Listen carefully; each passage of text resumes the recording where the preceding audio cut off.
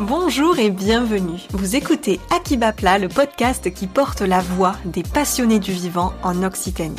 Je suis Audrey Boyer, naturopathe certifiée, et depuis 2023, je sillonne l'Occitanie avec mon micro pour interviewer des amoureux du vivant.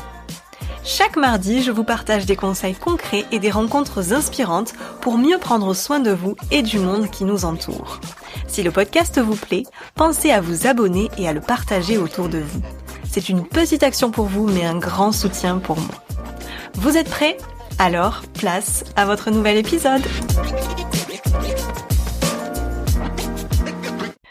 Vous écoutez l'épisode 93 d'Akibapla Podcast et aujourd'hui je vous emmène en voyage. Et oui, c'est bientôt les vacances d'été, alors ça m'a donné des envies d'ailleurs. Ce que vous allez entendre, c'est un témoignage exceptionnel d'une femme, Nina, qui a vécu plus de 4 ans en plein cœur de la forêt amazonienne, en Guyane, le plus grand réservoir de biodiversité au monde. Dans cet épisode, elle nous raconte pourquoi elle est partie là-bas, ses émerveillements, ses challenges, ses découvertes, ce que ça a changé pour elle dans son rapport à la nature et à la santé, et aussi ses meilleurs conseils pour bien s'acclimater sur place. Et pour votre confort, cet épisode a été découpé en 2 parties. Vous allez entendre aujourd'hui la seconde partie. Alors si vous n'avez pas encore écouté la première, je vous invite à le faire pour mieux comprendre nos échanges. Ce sera l'épisode 91. En attendant, bonne écoute! Et alors là, je reviens sur le lien avec la nature, mais est-ce que, avec le recul, là, tu peux dire que le fait de vivre au cœur de la nature, de la forêt amazonienne, ça a changé quelque chose à ton rapport, à l'environnement et au vivant ou pas forcément?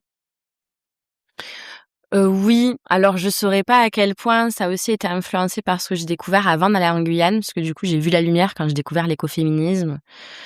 Ça m'a réconciliée avec à la fois, bah oui, on peut être féministe, mais en ressaisissant aussi de notre biologie féminine, qui est pas en fait pas du tout comme la biologie, enfin en tout cas notre physiologie, je sais pas comment on dit, pareil, j'ai pas les mots, mais qu'on a vraiment des choses spécifiques au fait d'être femme et que ça il faut s'en ressaisir et le valoriser et redécouvrir et en fait on a nos spécificités aussi à nous en tant que femmes et donc l'écoféminisme et les cercles de femmes que j'ai découvert grâce à ma tante avant de partir en Guyane et notamment des cercles de femmes autour de quelque chose qui s'appelle les 13 mères originelles qu'une amérindienne d'Amérique du Nord a eu l'autorisation par ses grands-mères de mettre à l'écrit et de transmettre la sagesse orale. Alors pareil, je sais plus de quelle communauté elle est, mais autour du féminin sacré, et qu'elle a pu du coup sortir de la tradition orale de ces communautés pour partager au monde entier en disant que à l'époque que traversent nos sociétés et la Terre, il y a vraiment besoin voilà, que les femmes reconnectent à elles-mêmes et de prendre soin du féminin en nous et sur la Terre. Du coup, j'avais déjà ces trucs-là, je pense qu'ils ont peut-être influencé que je me reconnectais à moi et à ces côtés-là. Mais moi, je trouve ce qui a été vraiment, je sais pas ce serait quoi le mot, mais en tout cas qui a été extraordinaire en Guyane, c'était que j'avais l'impression que le fait, de vivre dans la nature, peut-être facilité par le fait que je prenais pas d'hormones artificielles, enfin voilà, je saurais pas c'est quoi les causes, mais c'est vraiment là-bas que j'ai vraiment connecté au cycle naturel, donc qui est à la fois du jour, de la nuit. J'étais quelqu'un qui me couchait très très tard, seulement quand j'ai vécu dans la forêt que je me suis mis à me coucher assez tôt, me réveiller très tôt aussi. Enfin, ça m'était pas pour le travail c'est obligatoire, mais sinon ça m'était pas habituel. Et aussi, comme fait qu'il y a pas de mur, le ciel étoilé est magnifique là-bas, très peu de pollution lumineuse. Du coup, tu vois souvent dégagé, tu vois beaucoup les étoiles, beaucoup la lune. Et du coup, je me suis vraiment reconnectée à la lune et je me suis rendu compte que la plupart du temps, les cycles lunaires, mes cycles à moi, que du coup maintenant j'appelle mes lunes, mes règles, en fait, s'étaient synchronisées souvent sur la nouvelle lune ou la pleine lune. Et du coup, j'avais vraiment l'impression, là-bas, j'ai compris ce que ça faisait d'être, alors pourtant je viens de la campagne en France, hein, mais d'être un humain qu'en fait, dans notre culture française, on met la nature en dehors de nous. Et en fait, c'est plus là-bas, même si on a beaucoup de progrès à faire, que je me suis sentie faire partie on fait partie de la nature, quoi. Je me suis rendu compte que voilà, franchement, du pouvoir et de la magie de la forêt et tout. Déjà, j'ai commencé par un truc alors qui était un peu triste mais magnifique, c'était que du coup, un ami Julien s'est donné, la mort. Du coup, je me suis retrouvée à faire le deuil, de lui, au tout début, en fait, où j'aménageais dans ce Carbet. C'était à la fois, c'est génial, c'est ma maison de rêve. Je viens d'arriver depuis une semaine et en même temps, voilà, ce deuil à faire. Et en fait, la forêt, elle soigne vraiment. Parce que du coup, j'étais beaucoup dans ma peine et tout, mais en fait, j'ai parlé aux animaux, j'ai parlé aux arbres et en fait, c'était fou parce que c'est vraiment là où j'ai eu l'impression, en plus, ce que je disais avec les lunes et les règles et tout, que vraiment, la forêt est vraiment vivante et puis les animaux, ils te comprennent et tout. Parce que du coup, voilà, les 3 mois de deuil qui étaient le plus intense, c'est là où j'étais vraiment soutenue par le vivant. Enfin, il y avait des trucs vraiment, c'était du genre, je suis pas bien, mais il y a les singes qui se rapprochent ultra près de la maison. Je les ai jamais vus aussi près que pendant tu vois, ces mois-là. Pareil pour des oiseaux, tu vois, que tu as l'impression presque qu'ils te regardent, avec curiosité. Enfin, des trucs très, très spé. Les colibris, pareil, tu vois, tu es un peu triste. En fait, tu as un colibri qui vient, il fait du surplace, juste devant ton visage, tu vois, genre, 40 centimètres. Et en fait, là, de suite, tu es ramené à l'instant présent et que c'est merveilleux. Et puis le colibri, pour moi, c'est aussi beaucoup tu vois, la joie et la légèreté, tu vois. Du coup, voilà, des choses comme ça vraiment magnifiques. Et aussi, j'ai eu beaucoup de trucs avec les libellules. C'est que, alors un soir, je m'étais mis à faire, voilà, à me relier à cette amie, puis à faire du collage et tout. Et en fait, j'ai une libellule, c'est la seule fois de ma vie que j'ai vu ça, gigantesque, qui est venue dans un salon à côté de moi, tu vois, pendant que je faisais les trucs. Toute la soirée, elle m'a accompagnée pendant tout le collage. Et enfin voilà, je sais pas. Et pour moi, c'était vraiment, ouais, les esprits des animaux, ils peuvent aussi te soutenir. Et la forêt peut te soutenir aussi. Elle peut te réconforter. Alors justement, ça vient en lien avec, ma question suivante puisque comme tu le sais, ce podcast, il parle de santé naturelle et de bien-être. Hem et justement, là, tu faisais un peu le lien entre, finalement, le fait de vivre dans la forêt amazonienne et le fait de se reconnecter à soi, et voilà, d'avoir ces cycles, en fait, calqués, sur, la lune, ce qui était le cas il y a encore pas si longtemps que ça, en général. Est-ce que tu as appris d'autres choses, dans la forêt amazonienne sur, la santé naturelle? Est-ce que tu as découvert, je sais pas, des plantes médicinales, des savoirs, des façons de se soigner, différentes? Est-ce que tu peux nous en dire un petit peu plus par rapport à tout ça?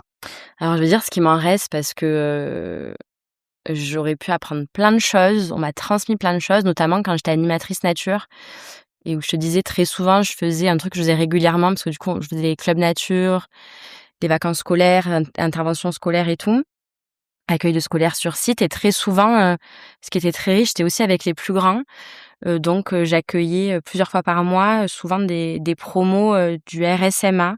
Donc je sais pas c'est quoi les initiales, mais c'était des jeunes, qui après leur collège ou lycée, une fois adultes, avaient de la remise à niveau ou pouvaient faire des études, donc souvent à l'asso où j'étais, Découverte de la nature en Guyane, il y avait des groupes souvent voilà, d'une quinzaine qui venaient à qui je faisais des balades sensorielles et du coup on marchait dans la forêt, on avait un peu des jeux autour des sens et moi je leur apportais aussi des choses que je voulais leur transmettre et tout sur la forêt.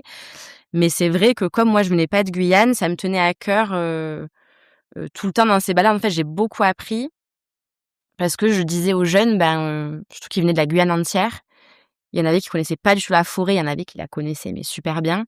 Il y avait de tous les profils et du coup je leur disais: «N'hésitez pas, voilà à vous aussi, transmettre à moi et aux autres du groupe des choses que vous connaissez». Et puis je leur disais moi d'où je venais, que je venais pas de là et que qu'est-ce que je pouvais leur transmettre, mais qu'est-ce que je connaissais pas et que j'étais super friande de ce qu'ils me transmettaient.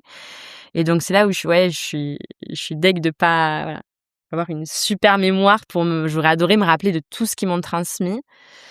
Hem, Parce que voilà, il y avait des jeunes qui me disaient parfois: «Cette plante, avec on peut faire, je sais plus c'est quoi le nom, mais des bains pour, les femmes après l'accouchement, pour se remettre, voilà, remettre tout le corps en place et tout».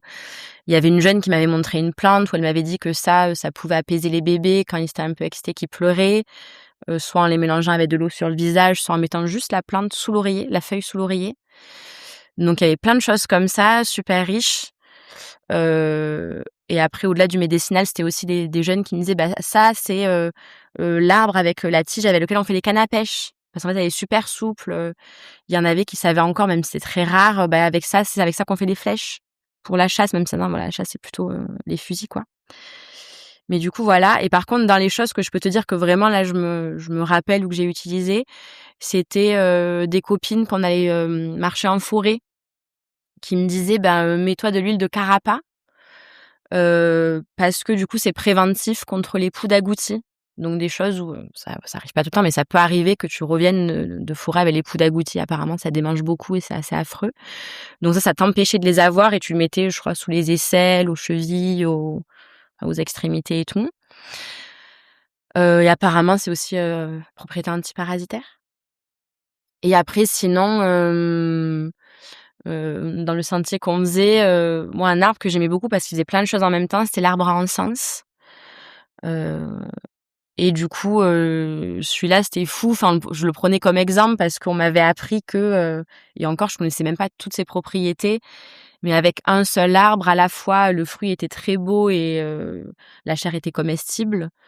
À la fois, avec la résine, tu pouvais faire, les choses pour démarrer les feux. Donc les chasseurs m'ont confirmé, ils l'utilisaient pour démarrer les feux en forêt, pour se faire des feux de bois, quoi. Mais après de brûler aussi, ça faisait un peu comme, une dent d'encens, quoi. Donc très, très bon. Mais aussi ça faisait répulsif pour les moustiques et si je dis pas de bêtises, si jamais elles avaient bien identifié l'arbre, il y avait des filles pareil en sortie qui m'avaient dit que, elle, la résine, il lui semblait qu'elle lui mettait avec de l'eau chaude pour les maux de gorge. Une autre qui m'avait dit qu'elle faisait, voilà, les bains de décoction avec. Donc vraiment, voilà, un truc qui revenait, que j'ai vraiment compris là-bas, que je pense on a perdu ici parce qu'on n'a plus nos forêts primaires, qu'on les a beaucoup, on a tué les forêts primaires et les guérisseuses et guérisseuses qui avaient des connaissances, donc on a voilà, ça manque, je trouve, en Europe et en France. Mais là-bas, j'ai vraiment compris ça voulait dire quoi, que la forêt peut être à la fois le garde-manger, l'église et aussi, la pharmacie, quoi. Alors Nina, aujourd'hui, tu as fait le choix de revenir en France, donc en métropole. Est-ce que tu peux nous dire comment s'est passé le retour? J'étais partagée. Enfin, heureusement qu'il y a eu plein, voilà, de signes de vie qui montraient que j'étais arrivée, ça veut pas dire que j'irai plus jamais en Guyane, mais en tout cas là, j'étais arrivée à la fin du cycle de Guyane. Donc j'avais pas de regrets par rapport à ça, parce que ça paraissait vraiment comme, voilà, même si l'endroit où je vivais, j'adorais, des choses comme ça, c'était pour plein de raisons, c'était arrivé, au bout et je sentais que c'était l'heure du départ. D'un autre côté, c'était voilà, très contente après plusieurs années loin. Je trouve que j'ai fait aussi mes études à l'étranger, enfin, donc j'ai passé beaucoup de temps loin de la métropole. Je suis rentrée au bon moment parce que du coup, j'ai pu profiter de mon grand-père avant son décès il y a pas très longtemps, profiter des proches, des amis, de la famille que je pouvais, voilà, voir que de manière assez, éphémère, quoi. Donc l'impression de vraiment être là et de reconnecter, donc ça, c'est super et j'ai aussi pu être là pour, la naissance de ma petite nièce qui est née, fin octobre, cadeau du ciel. Donc du coup, pour toutes ces choses-là, trop géniales et aussi parce que par plein d'aspects, il y a des choses qui sont moins faciles à faire, en Guyane. Donc là, voilà, je suis en train de faire diagnostiquer des choses chez neuropsy, les dents à réparer. Enfin voilà, il y a plein de choses au niveau médical aussi où là-bas, c'est un peu compliqué. Donc pour plein de choses, c'est bien, mais après voilà, la forêt manque beaucoup. Et je te disais, il y a pas longtemps, j'ai vu un documentaire sur le Brésil et en fait, même si c'est voilà, aucune partie d'Amérique du Sud et d'Amazonie est la même et en même temps, il y a des choses en commun et du coup, j'ai pleuré en regardant bon après je suis une grosse pleureuse, mais j'ai pleuré en regardant le documentaire parce que j'ai entendu les bruits de la forêt et j'ai reconnu, les oiseaux. Il y en avait un qu'on appelait le païpayo et moi je te ferai le bruit. J'aurais pu te faire le bruit si je savais faire les bruits, mais voilà, je sais pas les faire, mais du coup, enfin voilà, ça m'a beaucoup émue et ouais. Et en plus, voilà, des gens qui me manquent, c'est vraiment, voilà, les animaux, la forêt, les bruits. Donc les bruits de la journée, j'aimais beaucoup, mais les bruits de la nuit aussi. Et alors j'avais une dernière question à te poser. Si tu avais un conseil à donner à une personne, qui nous écoute et qui souhaite partir dans la forêt amazonienne, qu'est-ce que ça serait? Déjà de se renseigner sur, justement de parler à des gens qui sont déjà allés là-bas ou d'arriver à contacter peut-être des assos, tu vois, de locaux, des choses comme ça. Mais pour moi, ce serait, par 2 biais, je trouve. Déjà d'aller chez des locaux. Et aussi, tu as parfois là-bas, Donc je pensais à l'asso où j'étais, il y avait Paco, un collègue animateur super sympa, passionné de nature, qui lui, bien qu'il vienne pas de Guyane, est super expert quoi. Et super et donc il y a aussi ces profils-là de personnes où c'est super génial, qui t'amènent aussi en forêt. Et un ami à lui aussi, donc cette asso, elle s'appelle ADNG, Association de découverte de la nature en Guyane. Et ils font aussi pour les touristes, pas seulement pour les scolaires et tout. Et en fait, tu peux aussi aller dormir en carbet dans la forêt, et puis t'as la crique, enfin c'est magnifique. Donc moi, je dirais plutôt déjà aller en carbet. Donc soit dans des endroits comme la DNG ou le centre Panakou. Après, il y a plein d'autres carbets que tu peux trouver en ligne sans forcément le côté animation et tout. Après, les fans de nature, donc par exemple, ça pareil, je pense que ça se trouve facilement ou une fois sur place avec bouche à oreille, mais par exemple, je crois que c'est un très bon ami de Paco, il s'appelle Sacha. Il a monté sa boîte de guide nature. Donc lui, il vient aussi du même BTS gestion protection de la nature qu'ils ont fait en Guyane. Et fan des serpents, des grenouilles, tout ça. Et lui, je crois que ça s'appelle, si je dis pas de bêtises, Nature Nocturne, je crois. Donc il fait des expositions de 2 jours et des sorties nocturnes où il est super expert pour spotter les animaux et tout. Et les locaux aussi, par exemple, je me rappelle, on était allé à Kamoupi, un village amérindien, et où là, le carbet, enfin le gîte où on est allé sur place, donc ça c'est la frontière en remontant le fleuve mitoyen avec le Brésil. Alors je sais plus comment il s'appelle, mais tout le monde se connaît, donc si vous allez là-bas, vous pourrez trouver. Il y a un jeune amérindien qui est fan de, pareil, la préservation de sa culture et la transmission et tout, et pas seulement aux gens de sa communauté, mais aussi aux touristes ou aux gens guyanais à l'extérieur de son village. Et du coup, lui, c'était génial parce que du coup, on avait fait une journée avec lui. Il nous avait amené en pirogue avec des amis à lui. On a pu voir les abattis traditionnels, donc c'est un peu comme les potagers ou agroforesterie à l'ancienne. Il nous avait amené dans des criques magnifiques. Et en même temps, il nous avait transmis les histoires et alors nous, on dirait légendes, mais pour lui, c'était vraiment des histoires traduites par sa grand-mère, quoi. Donc ça, je trouve que c'est super riche. Et voilà. Et sinon, venez avec un hamac et des cordes et une moustiquaire. Et voilà. Et laissez aussi les préjugés de côté. Mais par contre, voilà, ne venez pas, franchement, si vous n'avez pas la nature, quoi. Et je souhaite, Nina, te remercier pour ce beau témoignage. J'espère que ça aura plu aux auditeurs, aux auditrices qui auront écouté tes aventures en Guyane.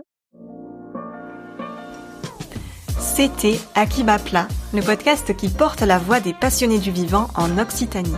Si cet épisode vous a plu, pensez à le partager et à laisser une note sur votre plateforme d'écoute. C'est le meilleur moyen de soutenir mon travail et de faire connaître le podcast. Retrouvez-moi aussi sur les réseaux sociaux pour suivre toutes les actualités. Je vous dis à la semaine prochaine pour un nouvel épisode et en attendant, prenez soin de vous.